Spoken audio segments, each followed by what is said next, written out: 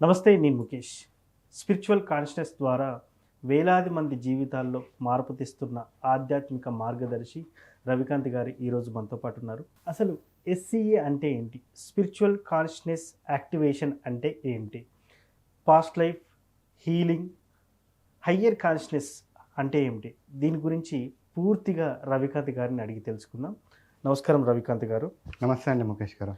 Sir, ముఖ్యంగా చెప్పండి, SCA అంటే ఏంటి? అసలు ఇది సామాన్య మానవుడికి అర్థమయ్యే భాషలో తెలియజేయండి. ఓకే అండి. ఎస్సీఏ అంటే స్పిరిచువల్ కాన్షియస్నెస్ యాక్టివేషన్ అండి. ఇది మా టెక్నిక్ పేరు అనమాట. నేను యూజ్ చేసే పద్ధతి పేరు. ఈ ప్రాసెస్లో ఏం జరుగుతుందంటే, జనరల్గా మా దగ్గరికి రకరకాల ప్రాబ్లమ్స్తో ఉన్న వాళ్ళు వస్తూ ఉంటారండి. వచ్చిన వాళ్ళకి ఫస్ట్ ఆ ప్రాబ్లం గురించి అర్థం చేసుకుని తెలుసుకొని ఒక 1 అవర్ పాటు అంతా మాట్లాడిన తర్వాత చాలా డీప్ లెవెల్ ఆఫ్ ట్రాన్స్ స్టేట్కి తీసుకెళ్ళడం జరుగుతుంది. అంటే ఏంటంటే, పూర్వకాలంలో ఋషులు మునులు వాళ్ళు ఉండేవాళ్ళు కదా, వాళ్ళు చాలా సంవత్సరాలు తపస్సులు చేసి వాళ్ళు ఆ తపస్సుల ద్వారా ఇలాంటి హైయెస్ట్ స్టేట్ ఆఫ్ వైబ్రేషన్స్కి రీచ్ అయ్యేవాళ్ళు అనమాట. అలా రీచ్ అవ్వడం ద్వారా వాళ్ళకి ఎంటైర్ యూనివర్స్ యాక్సెస్ వస్తుంది. ఓకే, సో వాళ్ళు ఎప్పుడైనా సరే మన జనాల్లోకి వచ్చారనుకోండి, వచ్చినప్పుడు ఈ పబ్లిక్లో ఉన్న వాళ్ళు వాళ్ళ దగ్గరికి వెళ్ళి, స్వామి నేను పలానా ప్రాబ్లంతో బాధపడుతున్నాను అంటే, వాళ్ళు జస్ట్ ఒకసారి మళ్ళీ కళ్ళు మూసుకొని మళ్ళీ ఆ స్టేట్కి కనెక్ట్ అయ్యి వాళ్ళు ఎందుకు ఆ ప్రాబ్లంతో బాధపడుతున్నారు, దానికి ఉన్న మూల కారణం ఏంటి, అలాగే ఆ ప్రాబ్లమ్ని ఎలా సాల్వ్ చేసుకోవాలి, ఎలా ఆ ప్రాబ్లంకి ఇప్పుడున్న దీనికి రిలేషన్ ఏంటి అని వాళ్ళు అప్పట్లో చెప్పేవాళ్ళు కదండి. అయితే ఇప్పటి కాలంలో అందరూ కూడా అలా ఆ స్టేట్కి కనెక్ట్ అవ్వాలంటే పాసిబిలిటీ లేదు కదా. ఎస్, అవును. ఇప్పుడు జనరల్గా మెడిటేషన్ చేయమంటే ఒక 5 మినిట్స్ 10 మినిట్స్ కూర్చోవాలంటేనే చాలామందికి కష్టం. అవును. చేసేవాళ్ళు కొంతమంది 1 అవర్ 2 అవర్స్ చేసేవాళ్ళు కూడా ఉన్నారు. అయితే అందరికీ అందుబాటులో లేదు అది. ఓకే. సో ఈ ప్రాసెస్ ద్వారా మేము త్రూ హిప్నోసిస్ వాళ్ళకి చాలా డీప్ లెవెల్ ఆఫ్ స్టేట్కి మేము తీసుకువెళ్ళి ఆ స్టేట్కి కనెక్ట్ చేస్తాం. ఓకే. కనెక్ట్ చేసినప్పుడు ప్రజెంట్ లైఫ్లో వాళ్ళు ఏదైతే ప్రాబ్లంతో బాధపడుతున్నారో అది ఆ ప్రాబ్లంకి సంబంధించిన రూట్ కాజ్ అనేది తెలుస్తుంది. ఓకే. అది మనకి వాళ్ళకి సంబంధించిన పాస్ట్ లైఫ్లో ఉండొచ్చు, ప్యారలల్ లైఫ్లో ఉండొచ్చు, లేదంటే వాళ్ళు యాన్సెస్టర్స్ లైఫ్లో అయినా ఉండొచ్చు. ఓకే. ఓకే, సో ఎక్కడ అసలు ఈ ప్రాబ్లం ఉందనేది తెలుసుకొని దాని తర్వాత ఈ తెలుసుకోవడం వరకు ఒక ఎత్తు అయితే, అన్నింటికంటే మెయిన్ హైయర్ కాన్షియస్ స్టేట్కి కనెక్ట్ అవ్వడం అండి. ఓకే. ఓకే, వాళ్ళు ఎప్పుడైతే ఈ హయ్యర్ కాన్షియస్ స్టేట్కి కనెక్ట్ అవుతారో, హయ్యర్ కాన్షియస్తో మనం డైరెక్ట్గా మాట్లాడతాం. ఈ ప్రాసెస్లో మాట్లాడడం ద్వారా వాళ్ళు ముందు మనం 1 అవర్ ఇంటర్వ్యూ చేస్తాం కదా. ఓకే. ఆ ఇంటర్వ్యూలో అసలు ఎలాంటి క్వశ్చన్స్ అడగాలి హైయర్ కాన్షియస్కి, ఈ ప్రాబ్లం నుంచి బయటపడాలంటే రెమెడీస్ కానీ, సొల్యూషన్స్ కానీ, హీలింగ్స్ కానీ ఏమేమి అడగాలో ముందంతా రాసుకొని రెడీగా పెట్టుకొని ఉంటాం కదా. ఓకే. హైయర్ కాన్షియస్ యాక్టివేట్ కాగానే మనకి ఆ పర్సన్ గురించి సంబంధించిన ప్రశ్నలన్నింటినీ అడగడం జరుగుతుంది. మూల కారణం ఏంటి, ఆ మూల కారణానికి ప్రజెంట్ లైఫ్కి ఉన్న సంబంధం ఏంటి, దాని నుంచి ఎలా బయటకు రావచ్చు అనేది మొత్తం డీటెయిల్గా కనుక్కొని హైయర్ కాన్షియస్ గైడెన్స్ తీసుకొని వాళ్ళకి ఒక ప్రాపర్ సొల్యూషన్ అనేది ఇచ్చి బయట ఎక్కడ సాల్వ్ కానీ చాలా ప్రాబ్లమ్స్ని ఇక్కడ సాల్వ్ చేయడం జరుగుతుందన్నమాట. ఇది యాక్చువల్ ప్రాసెస్ అండి. సార్, మీరు ఒక సాఫ్ట్వేర్ జాబ్గా ఉండి, అంటే ఒక టెక్నికల్ పర్సన్గా ఉండి ఈ స్పిరిచువల్లోకి ఎలా రాగలిగారు? నిజంగా ఇది నమ్మశక్యంగా మీరు నమ్మిన తర్వాతనే వచ్చారా? ఎలా అంటారు అసలు? అంటే నేను రావడం, నాకు కొంతమంది ఫ్రెండ్ సర్కిల్ వాళ్ళు ఉండేవాళ్ళు కదా. సో నాకు బాగా తెలిసిన ఒక ఫ్రెండ్, ఆయన ఇలాంటి స్పిరిచువల్ దాంట్లో రేఖీ గ్రాండ్ మాస్టర్గా ఉండేటప్పుడు, ఓహో ఇలాంటి ప్రాసెస్ ఒకటి ఉంటుందని ఫస్ట్ నాకు ఆయన ఇంట్రడ్యూస్ చేశారనమాట. ఓకే. తర్వాత వేరే అంటే నాకు ఎప్పుడైతే ఆ టైం వచ్చిందో, అంటే స్పిరిచువల్లోకి రావాల్సిన ఆ టైం ఎప్పుడైతే వచ్చిందో, ఆటోమేటిక్గా చాలామంది గురువులు వాళ్ళందరూ కూడా కలవడం జరిగింది. నేను బయట కొంతమంది గురువుల్ని వాళ్ళని కలిసి చాలా అంటే మనం పబ్లిక్లో ఏవైతే వింటూ ఉంటామో అలాంటివన్నీ నిజంగా ఉన్నాయి అనేది నేను అర్థం చేసుకోవడం జరిగింది, ప్రాక్టికల్గా చూడడం జరిగింది. సో దాని తర్వాత అదే ప్రాసెస్లో నా దగ్గరికి ఈ టెక్నిక్ కూడా వచ్చిందనమాట. ఓకే. సో అలా ఈ టెక్నిక్ వచ్చిన తర్వాత నేను ఫస్ట్ టైము వాళ్ళ వెబ్సైట్స్లో ఇలా పాస్ట్ లైఫ్ రిగ్రెషన్ అని చెప్పి వినడం, అసలు ఏంటి పాస్ట్ లైఫ్ ఏంటి, రిగ్రెషన్ ఏంటి, అంటే మూవీల్లో చూపించినట్లుగా ఆ పాస్ట్ లైఫ్ అనేది తెలుస్తుందా, ఎలా నాకు చాలా ఆసక్తికరంగా అనిపించింది అనమాట. ఓకే. ఓకే, సో ఎప్పుడైతే నేను దీన్ని తెలుసుకొని నేను నేర్చుకొని నేను చేస్తున్నానో, ఫస్ట్ అసలు ఒక ప్యాషనేట్గా ట్రై చూద్దాం అని చెప్పి నా ఫ్రెండ్స్కి, ఫ్యామిలీ మెంబర్స్కి వీళ్ళందరికీ చేయడం జరిగింది అనమాట. ఓకే. ఓకే, అయితే నాతో పాటు అమెరికాలో మా కజిన్ ఒక ఆవిడ ఉండేది. తను ఫస్ట్ నేర్చుకొని తను మా వైఫ్ మీద తను సెషన్లోనికి తను పంపించింది. ఓకే. సో ఎప్పుడైతే తను సెషన్లోనికి వెళ్ళిందో తను కంప్లీట్గా ఒక అబ్బాయి లాగా, నా పేరు పలానా అబ్బాయి, నాకు పలానా అమ్మాయితో పెళ్లి చూపులు ఉన్నాయి అని మొత్తం అంతా మాట్లాడుతూ, ఇప్పుడు నాకు ఆ అమ్మాయికి మ్యారేజ్ చేసుకోవాలంటే ఇప్పుడు మా పేరెంట్స్ ఒప్పుకోవట్లేదు, నేను ఎలాగైనా అమ్మాయిని పెళ్లి చేసుకోవాలి, మా ఫాదరు ఆయన్ని ఎదిరించాలని వాళ్ళ ఫాదర్తో గొడవ పడడం, అదంతా ఒక ఆయన ఇన్ఫర్మేషన్ అంతా రావడం జరిగిందనమాట. ఓకే. అంటే చూసే మనకి అక్కడుండే అమ్మాయి ఓకే ఒక అబ్బాయిలాగా వెళ్ళి మాట్లాడడం, నేను ఒక అమ్మాయిని లవ్ చేస్తున్నానని చెప్పడం చాలా వింతగా అనిపిస్తుంది కదా. అవును. సో అలా దాని తర్వాత నెక్స్ట్ ఇంకో పాస్ట్ లైఫ్లో వెళ్తే సాయిబాబాతో ఒక చిన్న కనెక్షన్ ఉన్న ఒక చిన్న పాస్ట్ లైఫ్ రావడం ఇదంతా జరిగింది. ఓకే, ఏదో ఇన్ఫర్మేషన్ వచ్చింది. బయటికి వచ్చిన తర్వాత తనకి అస్సలు ఏం గుర్తులేదు. ఓకే. 1% కూడా గుర్తులేదు అనమాట. తను బయటకు వచ్చి ఏంటి ఏమైనా అయిందా, లేకపోతే ఏమైనా ఇన్ఫర్మేషన్ తెలిసిందా అని తను అడిగింది అనమాట. అది మాకు చాలా వింతగా విచిత్రంగా అనిపించింది. తర్వాత అదంతా రికార్డింగ్ చేసి వినిపిస్తే నిజంగా ఇదంతా నేనే చెప్పానా అని చెప్పి తన ఫస్ట్ ఎక్స్పీరియన్స్ చెప్పడం జరిగింది. ఓకే. ఓకే. తర్వాత మళ్ళీ నేను దీంట్లో బాగా రీసెర్చ్ చేసి నేను నేర్చుకొని తర్వాత నా చుట్టుపక్కల ఉన్న ఫ్రెండ్స్కి, రిలేటివ్స్కి, వీళ్ళందరికీ నేను ఎప్పుడైతే చేశానో వాళ్ళకు కూడా ఇంచుమించుగా సేమ్ ఎక్స్పీరియన్స్. ఓకే. ఓకే, మా ఫ్రెండ్ వాళ్ళ వైఫ్కి నేను చేసేటప్పుడు ఆవిడకి కూడా కంప్లీట్గా చాలా డీప్ లెవెల్ ఆఫ్ ట్రాన్స్లోకి వెళ్ళిపోయారు. డీప్ లెవెల్ ఆఫ్ ట్రాన్స్లోకి వెళ్ళి ఆవిడ రకరకాల పాస్ట్ లైఫ్, యానిమల్ పాస్ట్ లైఫ్కి వెళ్ళింది. ఓకే. అలాగే ఒక బర్డ్ పాస్ట్ లైఫ్కి వెళ్ళింది ఆవిడ. అలాగే అలా నార్మల్ హ్యూమన్ బీయింగ్ పాస్ట్ లైఫ్లో కూడా ఆవిడ వెళ్ళారు. అదంతా చెప్పుకుంటూ వచ్చారనమాట. అయితే వీళ్ళకేం గుర్తుండట్లేదు. అలా అని చెప్పి ఏదో కళలో మనం పడుకుంటే మాట్లాడతాం కదా. అవును. అంటే ఏదో సంబంధం లేకుండా మాట్లాడతారు పడుకునేటప్పుడు. అవును. మాట్లాడిన తర్వాత మనం లేచి ఏంటి అంటే వాళ్ళు కాన్షియస్లో వచ్చేసి ఏం లేదని చెప్పేసి పడుకుని పోతారు, కానీ కంటిన్యూస్గా 1 hour 2 hours మాట్లాడడం ఉండదు. అవును. కాబట్టి ఏదో ఇక్కడ ఉందనేది ఫస్ట్ విషయం అప్పుడు మాకు అర్థమైందండి. ఓకే. ఓకే. సో దాని తర్వాత హయ్యర్ కాన్షియస్ స్టేట్కి కనెక్ట్ కావాలి అనేది నెక్స్ట్ టార్గెట్ అనమాట. అయితే హయ్యర్ కాన్షియస్ స్టేట్కి కనెక్ట్ అవ్వడం కోసం నేను ఎప్పుడైతే వేరే వాళ్ళకి ఇలా చేస్తున్నానో నీకు పర్మిషన్ లేదు, ఓకే, ఇంకా పర్మిషన్ ఇవ్వట్లేదు అని అన్నారు అనమాట. సరే పర్మిషన్ లేదంటే ఏం చేస్తాం, సరే ఆవిడకి అయిపోయింది సెషన్. తర్వాత వేరే ర్యాండమ్గా ఇంకొక ఫ్రెండ్కి చేస్తే వాళ్ళకి చక్కగా పాస్ట్ లైఫ్స్ వచ్చాయి. అందులో ఒక ఎలిఫెంట్ పాస్ట్ లైఫ్, అలా ఒక మనిషి పాస్ట్ లైఫ్, మనిషి అంటే ఒక జాలరీ పాస్ట్ లైఫ్ అలా వచ్చాయి. తర్వాత మళ్ళీ హైయర్ కాన్షియస్కి కనెక్ట్ చేస్తే మళ్ళీ పర్మిషన్ లేదండి. ఓకే.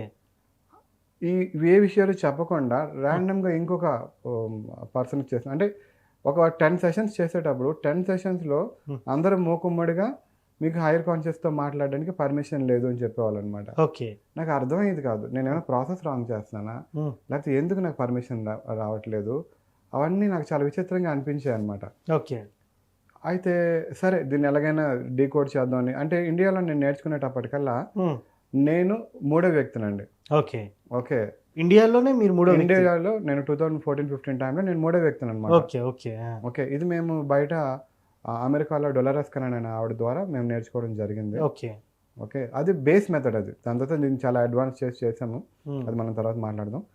అయితే నాకు అడగడానికి కానీ లేకపోతే మన ఇండియాలో ఎవరు లేరు. ఓకే, సరే అయితే అసలు తెలుగులో ఇంకెవరు లేరు. ఓకే. ఓకే, సరే నా అంతటి నేనే చాలా రీసెర్చ్ చేసి ఇంటర్నెట్లో వెతికిది ఎలా హైయర్ కాన్షియస్ని యాక్టివేట్ చేయాలని రకరకాల బ్లాగ్స్ చదివి అన్నీ చూసి తర్వాత ఒకసారి హైయర్ కాన్షియస్తో మాట్లాడేటప్పుడు వాళ్ళు ఏమన్నారంటే ఇలా నీకు పర్మిషన్ లేదని చెప్పారనమాట. అయితే అప్పుడు నేను ఏం చేశానంటే ఓకే పర్మిషన్ లేదు అంటున్నారు, ఇక్కడితో దీన్ని ఇలా వదిలేయడం కాదు, ఏదో ఒకటి ఎవరో మాట్లాడడం అయితే స్టార్ట్ చేశారు కదా. వెంటనే నేను అడిగాను అనమాట, ఎందుకు పర్మిషన్ లేదో తెలుసుకోవచ్చా అని అడిగాను అనమాట. వెంటనే ఇంకా నీకు టైం రాలేదు అని చెప్పారు. ఓకే, టైం ఎప్పుడు వస్తుందో తెలుసుకోవచ్చా అంటే అది రావాల్సినప్పుడు అదే వస్తుంది, వెయిట్ చేయి పర్వాలేదు అంటే సరిపోయి నాకు కనీసం ఇది ఒక్క విషయం చెప్పండి, నేను బాగా చేస్తున్నానా లేదంటే చాలా మిస్టేక్స్ ఉన్నాయి కానీ పర్వాలేదు బాగా చేస్తున్నావు, బాగా చెయ్యు అని చెప్పారనమాట. తర్వాత అంటే ఇలా జస్ట్ ఒక చిన్న డిస్కషన్ లాగా నేను స్టార్ట్ చేశాను. ఓకే, తర్వాత ఓకే మీ బ్లెస్సింగ్స్ ఉంటే నేను చేస్తానండి, నాకు మీ బ్లెస్సింగ్స్ ఇవ్వండి అని చెప్పి హైయర్ కాన్షియస్ అడగడం జరిగింది. నీకు ఆ దేవుడి బ్లెస్సింగ్స్ ఉన్నాయి, ఓకే నాకు తెలుస్తుంది నువ్వు ఫ్యూచర్లో చాలా మంచి సెషన్స్ చేస్తాం. అలా కొంచెం ఒక 10 మినిట్స్ మాట్లాడగలిగే నాకు ఒక స్కోప్ దొరికిందనమాట. ఓకే. ఓకే. దాని తర్వాత ఇంకా హైర్ కాన్షియస్ ఓకే. ఈ రోజుకి ఇంతే అని చెప్పి వెళ్ళిపోవడం జరిగింది. తర్వాత కొన్ని సెషన్స్‌కి నాకు పర్మిషన్ దొరికిందనమాట. ఓకే. అక్కడి నుంచి నేను ఎవరికి సెషన్ చేసినా సరే హైర్ కాన్షియస్ నాతో మాట్లాడడం అదంతా చేశారు. అంటే ఏంటంటే ఇదంతా ఒక టెస్టింగ్ పీరియడ్. ఓకే. నేను ఎంతవరకు దీంట్లో నిలబడతాను, హ్మ్. నేను ఎంతవరకు దీన్ని ముందుకు తీసుకెళ్ళగలను, నేను చేయగలనా లేదా, అంటే నా ఓర్పుని, సహనాన్ని ఇలాంటివన్నిటిని గమనిస్తూ వాళ్ళు వచ్చిన కొత్తలో కూడా హైర్ కాన్షియస్ వాళ్ళు నాకు చిన్న చిన్న టెస్టులు పెట్టేవాళ్ళనమాట. ఓకే. ఓకే. అవన్నీ నేను మామూలుగా నా దగ్గర నేర్చుకున్న ప్రాక్టీషనర్స్ వాళ్ళు ఉంటారు కదా! హ్మ్. వాళ్ళకి నేను టీచ్ చేస్తూ ఉంటాను. Hire okay. కాన్షియస్ అనే మనం కనెక్ట్ అయ్యేటప్పుడు చాలా హ్మ్, వాళ్ళు చాలా పవర్‌ఫుల్ కాబట్టి మనం వాళ్ళతో చాలా మర్యాదగా ఉండాలి, రెస్పెక్ట్‌ఫుల్‌గా ఉండాలి. అవన్నీ నేను చెప్తూ ఉంటాననమాట. ఓకే. ఓకే. సో, అప్పుడు నాకు అర్థమైంది. అంటే 10 సెషన్స్‌లో రానిది తర్వాత చేస్తూ ఉంటే వచ్చిందంటే, అంటే వీళ్ళందరూ డిఫరెంట్ డిఫరెంట్ వ్యక్తులు. ఓకే. అందరూ కలిపి నో అని ఎలా చెప్పగలరు? అవును. కదా! దాని తర్వాత పర్మిషన్ వచ్చిన దగ్గర నుంచి నాకు ఎవరికి సెషన్ చేసినా నేను హైర్ కాన్షియస్‌తో మాట్లాడుతున్నాను. తర్వాత అంతా జరుగుతుంది. సో, అలా ఒక పాస్ట్ లైఫ్ అనేది ఒకటుంటది. అలాగే హైర్ కాన్షియస్ ఉంటది. హైర్ కాన్షియస్‌లో మాట్లాడిన తర్వాత కూడా హ్మ్. మేము వాళ్ళకి అడిగేవాళ్ళం సెషన్ నుంచి బయటకొచ్చిన తర్వాత, "ఏం గుర్తుంది మీకు?" అంటే, హ్మ్. "మాకేం గుర్తులేదు." ఓకే. వాళ్ళు మాకేం గుర్తులేదని చెప్పి వాళ్ళు తిరిగి అడిగేవాళ్ళు. "ఏమైనా వచ్చిందా? హైర్ కాన్షియస్ యాక్టివేట్ అయిందా?" అని హ్మ్. మాకు రివర్స్‌లో అడిగేవాళ్ళనమాట. "లేదు చాలా బ్రహ్మాండంగా జరిగింది. హైర్ కాన్షియస్ వచ్చారు. ఇదిగో ఆహ్, నీకు ఈ 20 క్వెషన్స్ ఉన్నాయి. ఈ హ్మ్. 20 క్వెషన్స్‌కి నీకు సమాధానాలు తెలియక మనం క్వెషన్స్ రాసుకున్నాం. ఓకే. వాటన్నిటికి సెషన్‌లోకెళ్ళాక నీ ద్వారానే ఆన్సర్స్ వచ్చాయి. యెస్. సొల్యూషన్స్ వచ్చాయి." అనేసి చెప్తే వాళ్ళకి చాలా అమేజింగ్‌గా అనిపించిందనమాట. యెస్. ఓకే. సో, అలా స్టార్ట్ అయిందండి నా జర్నీ స్టార్ట్ అయ్యి ఓకే. నేను అలా ఈ పాస్ట్ లైఫ్ గానీ, లేకపోతే హైర్ కాన్షియస్ గానీ హ్మ్. ఇంటరాక్షన్ చేయడం అలా జరిగిందండి. గత జన్మలు ఉన్నాయని మీరెలా నమ్మగలిగారు అసలు? ఓకే. మంచి క్వెషన్ అండి. మేము సెషన్స్ చేస్తూ ఉంటాం కదా! ఇక్కడ సెషన్ చేసేటప్పుడు సెషన్‌లోకి వెళ్ళిన పర్సను హ్మ్. ఫస్ట్ పాయింట్ ఏంటంటే, వాళ్ళు రకరకాల పాస్ట్ లైఫ్స్‌కి కనెక్ట్ అవుతున్నారు. ఓకే. ఓకే. హ్మ్. కొంతమంది హ్యూమన్ లైఫ్స్‌కి వెళ్తున్నారు. కొంతమంది నాన్ హ్యూమన్ అంటే ఏంటి బర్డ్స్, యానిమల్స్ రకరకాల పాస్ట్ లైఫ్స్‌కి వెళ్తున్నారు. హ్మ్. వాళ్ళు బయటకొచ్చిన తర్వాత వాళ్ళకేం గుర్తుండట్లేదు. ఓకే. రెండోది ఎప్పుడైతే హ్యూమన్ లైఫ్‌లోకి వెళ్ళేటప్పుడు, హ్యూమన్ లైఫ్‌లో ఒకసారి ఏం జరిగిందంటే ఎగ్జాంపుల్ చెప్తాను. నేను మీకిందాక చెప్పాను కదా! మా వైఫ్‌కి మా కజిన్ యెస్. ఒక ఆవిడ సెషన్ చేసేటప్పుడు తను ఫస్ట్ వెళ్ళిందని చెప్పి. అవును. దాని తర్వాత మళ్ళీ నేను మా మిసెస్‌కి సెషన్ చేయడానికి ట్రై చేశాను. నేను ఎప్పుడైతే నేర్చుకున్నప్పుడు. హ్మ్. తర్వాత ఆవిడ నేను చేసిన ఫస్ట్ టైం వెళ్ళలేదు. ఓకే. ఎందుకు వెళ్ళలేదు అంటే, నేనేదైతే త్రూ హిప్నటైజ్ చేసి తనని ట్రాన్స్‌లోకి తీసుకెళ్దాం అనుకున్నానో, ఎందుకు హ్మ్. వెళ్ళలేదంటే, మనందరం రెగ్యులర్‌గా రోజు ఇంట్లో ఉండి, రోజు ఇంట్లో మాట్లాడుకునే వాళ్ళు, వాళ్ళకెలా ఉంటదంటే, ఈయన చేస్తే నేనెళ్ళిపోతానా? యెస్. అవును. కదా! హ్మ్. 'ఘర్ కా ముర్గి దాల్ బరాబర్' అని ఏదో ఉంది కదా! అలాగా హ్మ్. హ్మ్. మనం రెగ్యులర్‌గా చూసే వాళ్ళకి ఆవిడ ఆ ట్రాన్స్‌ని ఫీల్ అవ్వలేకపోయిందనమాట. ఓకే.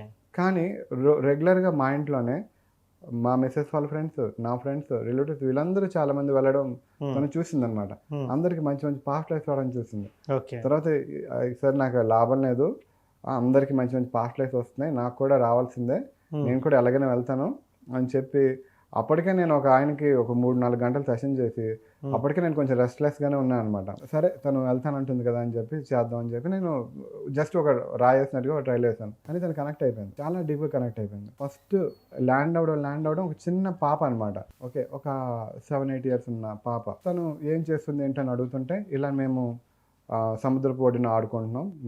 మాకు తమ్ముడున్నాడు. అక్కడి నుంచి కట్ చేస్తే ఇంట్లో అమ్ముంది. మరి ఫాదర్ ఏంటంటే ఫాదర్ లేరని చెప్పింది. హ్మ్. ఎందుకు ఫాదర్ లేరు అంటే, హ్మ్. ఫాదర్‌కి తెలీదు లేరు, కనిపించట్లేదు అంటున్నాను. హ్మ్. ఈ లోపల వాళ్ళ అమ్మగారు హ్మ్. మా ఫాదర్ చనిపోయారని చెప్పి మా అమ్మగారు ఏడుస్తున్నారు హ్మ్. అని చెప్పిందనమాట. చెప్పి తను ఏడవడం స్టార్ట్ చేసింది ఓకే. సెషన్‌లో. ఆ! వెక్కి వెక్కి ఏడుస్తుంది. ఓకే. ఏడ్చేటప్పుడు ఏం చెప్తుందంటే, హ్మ్. అమ్మ ఏడుస్తుంది, నేను ఏడుస్తున్నా. ఆ! అమ్మ ఏడుస్తుంది కాబట్టి నేను ఏడుస్తున్నా. అంటే ఫాదర్ చనిపోయారు. చనిపోయిన వ్యక్తి మళ్ళీ తిరిగి రారు. తెలవదు. అంత జ్ఞానం తెలీదు తనకి. యెస్. అవును. ఎందుకు ఏడుస్తుందంటే అమ్మ ఏడుస్తుంది. నాన్నగారు చనిపోయారంటే అమ్మ ఏడుస్తుంది. ఆ ఏడుపుని చూసి తను తట్టుకోలేకపోతుందనమాట.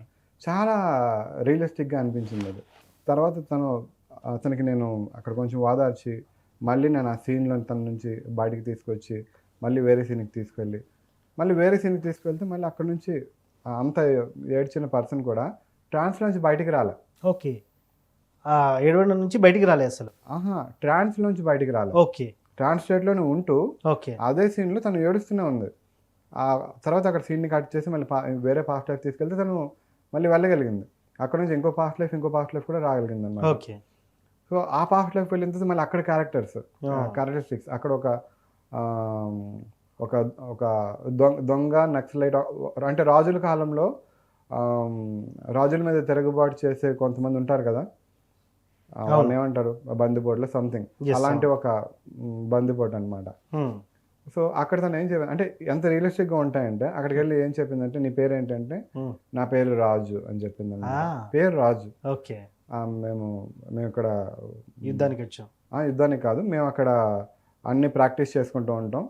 ఎవరైనా మా రాజ్యంలోని తప్పులు చేస్తుంటే, ఎవరైనా హింసిస్తుంటే, ఆ పేదవాళ్ళ దగ్గర డబ్బులు తీసుకుంటుంటే మేము అడవిలో ఉంటుంటాం, వెళ్తాము, వాళ్ళని చంపేసి మేము వచ్చేస్తుంటాం, అడవుల్లోనే మేము బతుకుతుంటాం. నా పేరు రాజు అని చెప్పింది. నువ్వు మీ దానికి నాయకుడువా, నీ పేరు రాజు ఏంటంటే కాదు నేను నాయకుడిని కాదు అని చెప్పింది అనమాట. మరి మీ నాయకుడి పేరు ఏంటని అడిగా. ఆయన పేరు కూడా రాజే.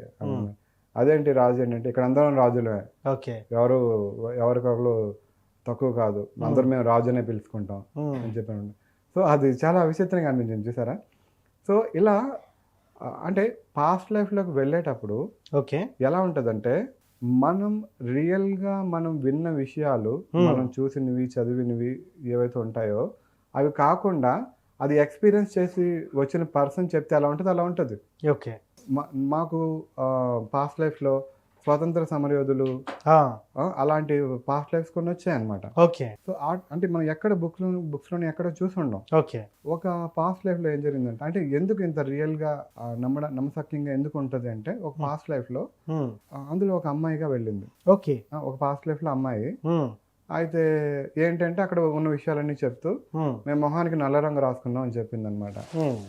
ఏంటి అంటే నవ్వుకుంటూ ఏంటో తెలీదు, ఈరోజు పండుగ వచ్చినట్టుంది కానీ అందరూ నల్ల రంగు రాసుకున్నాం, చిరిగిన బట్టలు వేసుకున్నాం, అందరూ నల్ల రంగు రాసుకొని అందకరంగానే కనిపిస్తున్నారు. ఏంటి అంటే అక్కడ అప్పటి రోజుల్లో అంటే అందంగా కనిపిస్తే ఎక్కడ ఈ బ్రిటిష్ వాళ్ళు వచ్చేసి అమ్మాయిని తీసుకెళ్ళిపోయి వాళ్ళు ఏమైనా చేస్తారేమో అనే దీంతో అసలు అమ్మాయిని బయటకు పంపించేవాళ్ళు కాదు. బయటికి అసలు ఏదైనా చిన్న పనితో బయటకు వెళ్ళినా ముఖానికి నల్ల రంగు రాసుకొని అందవికారంగా అలా ఉండేవాళ్ళు అనమాట. అలా ఉంటే ఇంకా వాళ్ళు ఇచ్చారు కదా. అవును. సో అలా దాని తర్వాత సో అక్కడ జరిగిన విషయాలు అంటే ఏంటంటే మనం ఎక్కడ బుక్స్లో కానీ ఎక్కడ చూసుండం, అవును, ఎక్కడ ఇచ్చేయమన్నమాట. అలాంటి ఎక్స్పీరియన్సెస్ అన్ని వాళ్ళు చెప్తూ ఉంటారనమాట. ఓకే. సో ఇవన్నింటి బట్టి అనమాట, ఇవన్నిటి బట్టి ఓకే. అలాగే వాళ్ళు వెళ్ళినప్పుడు కూడా వాళ్ళ యాక్సెంట్ చేంజ్ అవుద్దండి. వాళ్ళ యాక్సెంట్ చేంజ్ అవుద్ది, వాళ్ళు మాట్లాడే పద్ధతి. ఇప్పుడు నేను మాట్లాడుతున్నాను, నేను ఒకలాగా మాట్లాడుతున్నా, నేను ఫోన్ చేశాను అనుకోండి మీకు, నేను మాట్లాడే పద్ధతి బట్టి మీరు గుర్తుపట్టేస్తారు ఖచ్చితంగా. అవును. నేను వేరే లాగా మిమిక్రీ లాగా చేసి ట్రై చేసినా సరే దీన్ని మీరు గుర్తుపట్టేస్తారు కదా. అంటే ఏంటి, నేను మాట్లాడే పద్ధతికి నా వాయిస్ మాడ్యులేషన్కి ఒక రకమైన తెలుస్తుంటుంది కదా మనకి. అవును. అలా వాళ్ళు ట్రాన్స్లోకి వెళ్ళినప్పుడు మాత్రం అక్కడ పాస్ట్ లైఫ్లో ఎలాంటి వాతావరణం ఉంటుందో అలాంటి పదాలు వాడడం, ఆ పదాలు రెగ్యులర్గా వాళ్ళు ఎప్పుడు వాడరు. ఓకే. అలాంటి పదాలు వాడుతూ ఉంటారు, అలాంటి మాటలు మాట్లాడుతూ ఉంటారు. అలాంటి యాస అంటే అందరికీ ఇలాగే వస్తుంది అంటే కాదు. అంటే మేము ఎందుకు ఈ పాస్ట్ లైఫ్ని బిలీవ్ చేయగలుగుతున్నాం అంటే ఇది ఒక ఎగ్జాంపుల్ అనమాట, డిఫరెంట్గా మాట్లాడడం. ఓకే.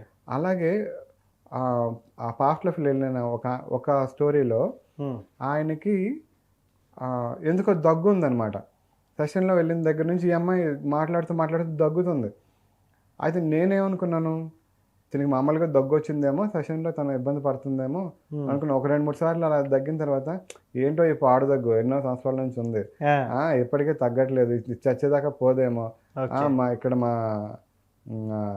రాఘవయ్య ఉన్నాడు డాక్టర్, ఆర్ఎంపీ డాక్టర్, ఆయనకేం తెలియదు, ఏదో మందు ఇస్తాడో అది వేసుకోవాలి అంటే అలా అనమాట. అంటే యాస మారుతూ అలా అది ఆ పాస్ట్ లైఫ్ అయినంత వరకు ఉంది. మళ్ళీ అక్కడ నుంచి వేరే పాస్ట్ లైఫ్కి వెళ్తే మళ్ళీ ఆ దగ్గు లేదనమాట. ఓకే. సో అలా అంటే ఆ క్యారెక్టరిస్టిక్స్ అవన్నీ కూడా అంటే వాళ్ళు అక్కడ ఉండి ఫీల్ అవుతూ అది వాళ్ళు చెప్తూ ఉంటారు. ఓకే. ఇక్కడ జెండర్ చేంజ్ అవుతుంది కొంతమందికి, వాయిస్ పదాలు, అలాగే వాళ్ళ ఫీలింగ్స్, అక్కడున్న ఎమోషన్స్. చాలామంది సెషన్స్లోకి వెళ్తారండి, అక్కడున్న వాటిని చాలా ఫీల్ అవుతూ ఏడుస్తారు, నవ్వుతారు, జోకులు వేస్తారు, భక్తిని ఫీల్ అవుతారు. ఎస్. ఓకే. ఒక భక్తుడు పాస్ట్ లైఫ్ వచ్చిందండి, నాది యూట్యూబ్ ఛానల్లో నేను పెడుతున్నా. ఓకే. అది చూస్తే ఎలా అనిపిస్తుందంటే ఆ మాటల్లో నిజమైన భక్తి అంటే ఏంటి అనేది ఆయన మాటల్లో తెలుస్తూ ఉంటుంది. ఓకే. అంత అంటే అంత ఇన్వాల్వ్మెంట్, అంత ఫీలింగ్ కనిపిస్తూ ఉంటుంది అనమాట. ఓకే. ఓకే. ఇలా నేను కొన్ని వందల మందికి చేసి ఓకే, ఖచ్చితంగా వీళ్ళు కనెక్ట్ అవ్వగలుగుతున్నారు అనేది ఆ పాస్ట్ లైఫ్ ద్వారా నాకు తెలిసిందనమాట. స్పిరిచువల్ కాన్షియస్నెస్ యాక్టివేషన్ అనేది ఇతర హీలింగ్ల కంటే కౌన్సిలింగ్కి భిన్నంగా ఎందుకు ఉంటుందంటారు అసలు? సో మనకి చాలా స్పిరిచువల్ మెథడ్స్ ఉన్నాయండి. ఓకే. అన్నింటికంటే ఇది చాలా అడ్వాన్స్డ్ ఎందుకు చెప్తానంటే, మనం వేరే హీలింగ్ మెథడ్స్లో మనం ఏదైతే కాస్మిక్ ఎనర్జీ ఉందో దాన్ని తీసుకొని అలా హీల్ చేయడం అది చేస్తూ ఉంటాం అనమాట. ఓకే. ఓకే. అంటే ఎనర్జీని తీసుకొని హీల్ చేస్తూ ఉంటారు, లేదంటే వాళ్ళ ద్వారా వాళ్ళు మెడిటేషన్స్లోకి వెళ్ళి అవన్నీ చేస్తూ ఉంటారు. సో ఇక్కడ ఏంటంటే మనం డైరెక్ట్గా హయ్యర్ కాన్షియస్తో మాట్లాడతాం. ఓకే. ఓకే. ఇక్కడ 2-వే కమ్యూనికేషన్ ఉంటుంది. మామూలుగా ఇప్పుడు దేవుడిని రీచ్ అవ్వాలంటే రకరకాల పద్ధతులండి. ఎస్, అవును. ఓకే. మెడిటేషన్ చేసి కనెక్ట్ అవ్వచ్చు, లేదంటే పూజలు చేయొచ్చు, హోమాలు చేయొచ్చు, లేకపోతే ఒక మంత్రం తీసుకొని మంత్రం మీద సిద్ధి పొందవచ్చు. ఇలా రకరకాల ఇవి ఉంటాయి. ఓకే. సో ఇప్పుడు మెడిటేషన్లు చేస్తూ వచ్చిన ఇమేజెస్ని డీకోడ్ చేసుకొని మనం కరెక్ట్గా అర్థం చేసుకోగలమా వాళ్ళు ఏం చెప్తున్నారు అనేది కదా? లేకపోతే ఏదైనా ఒక చిన్న వాయిస్ వచ్చింది, ఆ వాయిస్ మనకి కరెక్ట్గా ఏం చెప్తుందో తెలుస్తుందా? ఎస్. సో ఇక్కడ ఏంటంటే మనం డైరెక్ట్గా మనం 2-వే కమ్యూనికేషన్, మీరు నాతో ఎలా మాట్లాడుతున్నారో అలా మనం హైయర్ కాన్షియస్తో మాట్లాడతాం. ఓకే. ఓకే. హైయర్ కాన్షియస్తో మాట్లాడి మన ప్రశ్నలకు సమాధానాలు తెలుసుకుంటాం, అలాగే వాళ్ళు ఇచ్చే సొల్యూషన్స్, గైడెన్స్ అవన్నిటిని తెలుసుకుంటాం అనమాట. అయితే ఇక్కడ మీకు ఒక డౌట్ రావచ్చు, మనం హైయర్ కాన్షియస్తోనే మాట్లాడుతున్నాం అనే దానికి ఏంటంటే నేను చెప్తానండి. ఓకే. అయితే మేము సెషన్స్ చేసే కొత్తలో అంటే ఇప్పుడు వచ్చిన ప్రతి ఒక్కరు కూడా నాకు తెలిసి ఈ వరల్డ్లో దగ్గర ఒక మోర్ దెన్ 5,000 పీపుల్ అలాగా సెషన్స్ చేసే వాళ్ళు ఉంటారండి. ఓకే. ఓకే. అంటే ఒక బేస్ మెథడ్లో రకరకాల పేర్లతో చేస్తూ ఉంటారు. అయితే ఎవరు చేసినా సరే ఫస్ట్ వాళ్ళు టెస్ట్ చేసుకుంటారు. ఓకే. అసలు ఇది నేను చేసి వేరే వాళ్ళకి చెయ్యాలంటే ఇది నిజంగా పని చేస్తుందా, పని చేయట్లేదా అనేది చూస్తారు. అది ఒక మెడిటేషన్ అయి ఉండొచ్చు, హీలింగ్ అయి ఉండొచ్చు, ఏదైనా పద్ధతి. అంటే స్పిరిచువల్గా ఉన్నారంటే ఖచ్చితంగా అది టెస్ట్ చేసి వాళ్ళకి వర్కౌట్ అయితేనే చేస్తారు కదా. ఓకే. సో అలా హైయర్ కాన్షియస్ వచ్చి మాట్లాడుతున్నారు, అన్ని ప్రశ్నలకి సమాధానాలు చెప్తున్నారు. ఓకే. అయితే మేము ఏమనుకున్నామంటే ఓకే, మనం డిఫరెంట్గా ఏమైనా అడిగి చూద్దాం, ఓకే, ఎలాంటి సమాధానాలు వస్తాయి అని. రకరకాలుగా ఎలా అడిగినా సరే హైయర్ కాన్షియస్ నుంచి సమాధానాలు వచ్చేవన్నమాట.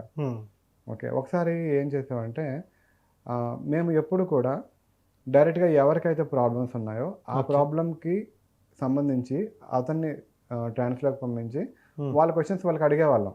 ఓకే. బయటకు వచ్చిన తర్వాత సమాధానం తెలుసుకున్నంత వరకు, అంటే కంప్లీట్గా బయటకు వచ్చేసిన తర్వాత ఏం జరిగిందనేది రికార్డ్ వింటే కానీ వాళ్ళకి సమాధానం ఏంటో తెలియదు, గుర్తుండదు కదా. ఓకే. అయితే ఈ సమాధానం నాకు వర్కౌట్ అవుతుందా, వర్కౌట్ అవ్వదా, ఈ సొల్యూషన్ నాకు పనిచేస్తుందా, పనిచేయదా అంటే పనిచేసేది. ఓకే. హీలింగ్ పనిచేస్తుందా, పనిచేయదా, పనిచేసేది. ఓకే. నీకు ఈరోజు హీలింగ్ చేస్తున్నాం, కాళ్ళ నొప్పులు తగ్గిపోతా అంటే తగ్గిపోయావు అనమాట. ఓకే. ఓకే. సో అలా ఎవరికి వాళ్ళకి చేసేది జరుగుతుంది. సో హైయర్ కాన్షియస్ వేరే వాళ్ళని కూడా యాక్సెస్ చేయగలరా, ఒకసారి ట్రై చేద్దాం అని చెప్పి మేము ఏం చేసాం, ఒక పర్సన్కి ట్రాన్స్లోకి పంపించి అతనికి నా ఫ్రెండ్స్ వాళ్ళ ఫ్రెండ్స్ అంటే తెలియని వాళ్ళు కంప్లీట్గా వచ్చి నిల్చొని పలానా పర్సన్ వచ్చారండి, ఆయనకు ఒక ప్రశ్న ఉంది, అడగండి. సో ఆయన క్వశ్చన్ అడిగేవాళ్ళు, వీళ్ళు ఆన్సర్ చెప్పేవాళ్ళు. ఓకే. నేను పలానా ప్రాబ్లంతో బాధపడుతున్నాను అంటే ఆయనకు బాడీ స్కాన్ చేసేవాళ్ళు.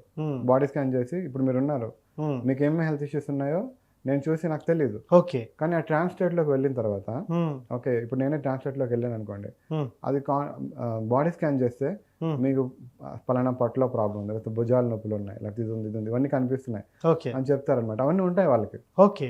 వాటికి మేము హీలింగ్ చేస్తున్నాం అంటారు, హీల్ చేస్తారు. ఓకే. అలా చేసిన వాళ్ళకి కొంతమందికి ఇన్స్టెంట్గా కూడా హీల్ అయిపోయాయి ఓకే. అంటే అప్పటికప్పుడు నయం అయిపోతా ఉంటాం. అప్పటికప్పుడు. అందరికీ కాదు, కొన్ని కేసెస్లో. ఎస్. ఓకే, ఒక ఆవిడ వచ్చారండి, 15 సంవత్సరాల నుంచి ఆవిడకి మోకాళ్ళ నొప్పులు. ఓకే. మోకాళ్ళ నొప్పులు. ఆవిడకి ఏంటంటే ఇది కాల్ అనుకోండి, ఇది ఇలా వంగదు అనమాట. ఓకే. ఆవిడ స్ట్రైట్గా ఇలా నడుస్తుంటారు. అంటే మెట్లు ఎక్కాలంటే చాలా కష్టం, ఓకే. మోకాళ్ళ నొప్పులు కాబట్టి. సో ఆ రోజు మా ఇంటికి ఎందుకు వచ్చారంటే, మా ఇంటికి లిఫ్ట్ ఉంది కాబట్టి ఆ రోజు ఇదిగా వచ్చారు. ఓకే, సో ఆవిడ వచ్చారు, అందరికీ చేసినట్టుగానే అక్కడ హైయర్ కాన్షియస్ని యాక్టివేట్ చేసి దగ్గర దగ్గర ఒక 15 మెంబర్స్ ఉంటారు.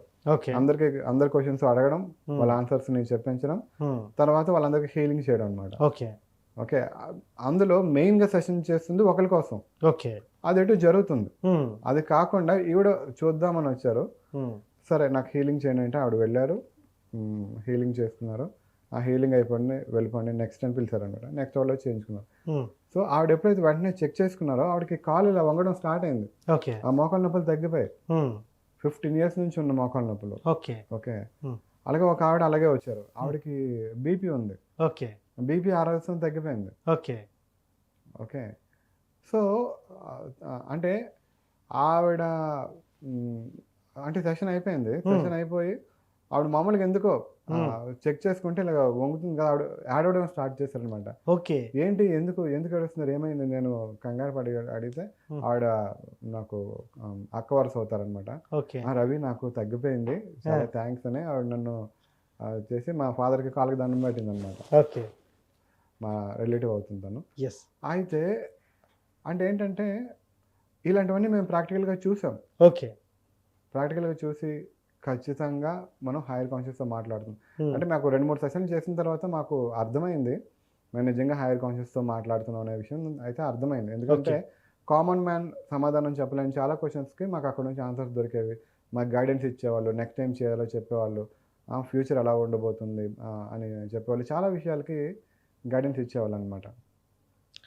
వేరే స్పిరిచువల్ ప్రాసెస్లో సాల్వ్ కాని ప్రాబ్లమ్స్ అన్నీ ఇవి ఫాలో అవుతాయంటారా ఖచ్చితంగా? మరి ఇది చాలా ఇంపార్టెంట్ క్వశ్చన్ అండి. అయితే మీకు మామూలుగా ఇప్పుడు చాలా స్పిరిచువల్ మెథడ్స్లో ఎలా ఉంటుందంటే, ఒక ప్రాబ్లం వచ్చింది. అవును. ఫర్ ఎగ్జాంపుల్ హెడేక్ ఉందనుకోండి, వేరే స్పిరిచువల్ ప్రాసెస్లో డైరెక్ట్గా హెడేక్ని హీల్ చేస్తారు. ఓకే. హెడేక్ ఎందుకు వచ్చింది అనేది చూడరు, ఓకే, ఆ ప్రాసెస్లో ఉండదు. ఓకే, హెడేక్ వచ్చిందా హీలింగ్ చేద్దాం, లేకపోతే కడుపు నొప్పి వచ్చిందా హీలింగ్ చేద్దాం. ఓకే, ఆ ప్రాసెస్లో అంతవరకే. అయితే కొంతమందికి అంటే ఏ హీలింగ్ మెథడ్ అయినా సరే ఓకే ఆల్మోస్ట్ ఒక